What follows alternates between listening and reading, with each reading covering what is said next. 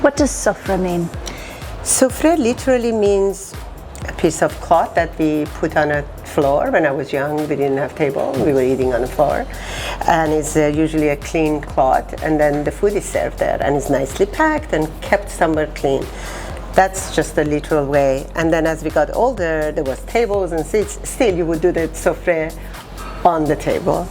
That's the literal meaning of it. But Sofreh is so much more in our culture because our Persian New Year has a sofreh attached to it. Like we call it Sofreh Act, or Sofreh Nowruz. Nowruz is New Year.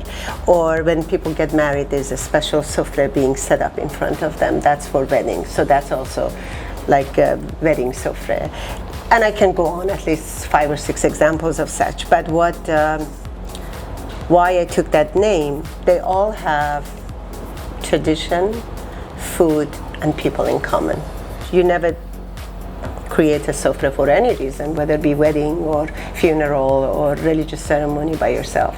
You call your crowd, you call your company, and you definitely do offerings. So that's why the sofreh, for me, is just the accumulation of all that meaning into one small word. And it really resonates with Iranians a lot. And non-Iranians definitely ask, what does sofreh mean? Just like you asked me.